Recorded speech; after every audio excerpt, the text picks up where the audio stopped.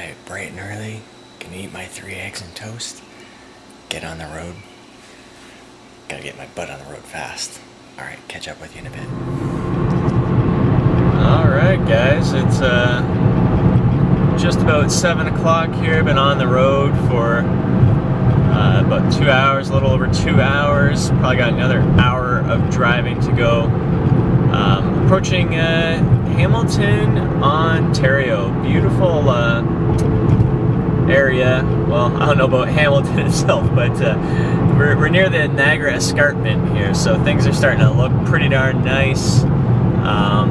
Really love this drive. So I've got about an hour left, and it's just been a really nice drive this morning. I love road trips, especially like on my own like this. Just getting in just clearing my head, just listening to my thoughts, just thinking of things. I mean, Father's Day is tomorrow, and just really thinking about my kids a lot. And it was hilarious yesterday. Noelle, I guess in school, they were talking about what your parents do and what they wear to work, and well, they asked him, well, so what does your dad wear to work? And she said, my dad wears tank tops to work. Just because I'm doing my work is basically working out and recording these videos for you guys and posting content on my website and YouTube channel, and doing some training as well with some of my personal training clients. So just really cute, man. I mean, I do this for them, work, everything, just leading by example. So not just leading by example in terms of like health and fitness and all that other kind of stuff, but in terms of like business wise as well. Who knows if my kids are ever going to open up their own business and become entrepreneurs when they grow up. So I just really like operating my business with integrity. That's really what it's all about for me, and just showing them that it's always about that I'm just doing what's best for everyone. Creating win-win-win situations and just sharing the truth.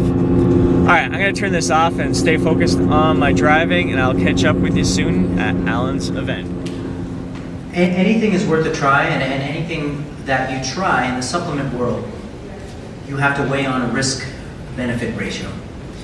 The interesting thing about testosterone fluctuation is that it doesn't necessarily correlate with changes in lean mass. Like I personally know a guy with low, I think his testosterone levels are around 300, maybe even high 200, something really tragically low. Have you heard of Casey Nadolski? Carl Nadolski, the lean docs? Spencer and Casey Nadolski. Those guys are just jacked.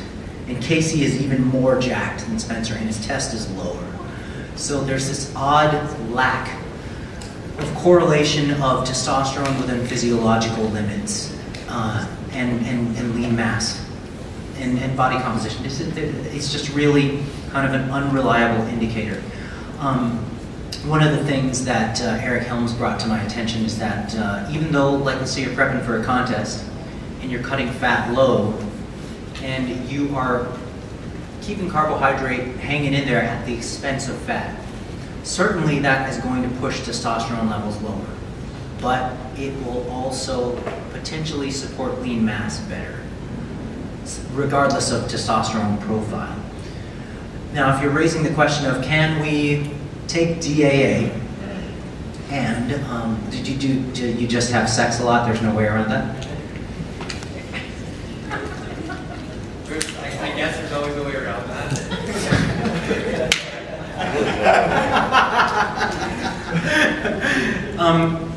I would weigh the risks with the benefits, dude. DAA is not a mass-produced product that's been taken up by a large pharmaceutical giant who has standards of manufacturing. Just a friggin' awesome seminar hosted by Move. If you ever have the opportunity to go to a Move seminar, I highly recommend you jump on it. Alan dished out some incredible content today. in terms of food during the day, I brought some Tupperware with me that had leftovers from the previous night, pork loins and potatoes. Then I went out to lunch with Chelsea from Chelsea Lifts and Omar Isuf. We went to some chicken bourbon restaurant in like a mall type setting in Toronto there.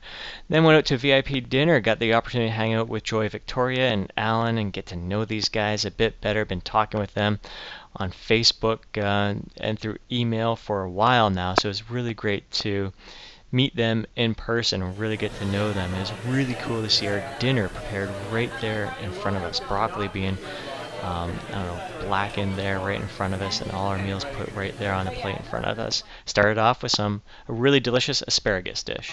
Again, beautiful Ontario seasonal broccoli. It's funny how the way the kind of food business goes with chefs, there's certain ingredients that kind of trend every year. This year happens to be broccoli. Go figure. It's like you can never guess what it is. Sometimes it's brand new ingredients. Sometimes it's things that you hated to eat when you were a kid. But right now, broccoli is like the hottest vegetable in cooking for some reason. So Chris is on top of the trends. So just charred lightly with the grill pan on the stove. The smear on the bottom is an almond pesto. There's also a buttermilk sauce on the other side. A little bit of pickled red pearl onions on the rim. It's kind of as a condiment, so you can pick and choose as you want if you want to eat it with each bite.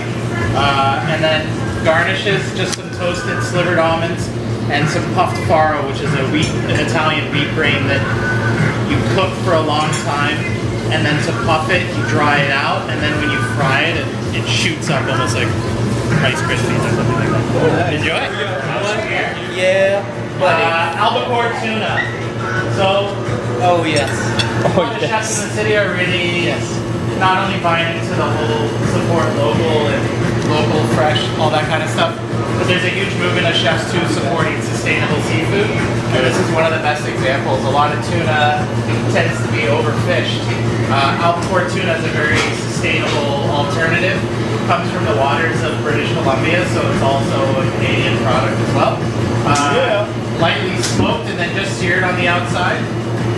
It's flavored with fennel cream on the bottom, some leaves of wild arugula, an olive tapenade that has some semi-cured tomatoes in it as well, a little bit of olive oil and garlic juice. Yeah. What's the macronutrient breakdown? So we got the fourth course going now. A little beef tenderloin, sous vide, and then seared on the outside, so it's a nice medium rare. And this dish really, to me, screams like our sweet spring summer in Ontario. Fava beans, peas, a relish made with wild leeks, the bulbs, some slow roasted tomatoes just done in the oven, and then just a little bit of the sauce from the fricassee. Simple but delicious. Nice. Enjoy. Alright, the dessert. I can't believe I didn't take a selfie of dessert. Shit, I gotta take a picture of Make that. sure to mention my saliva on the board. Jenna's gonna be I'm gonna take I missed my picture. Look. Alright, I'm gonna take these at the same time. Okay. Damn. We take pictures at every course and everyone forgot the dessert.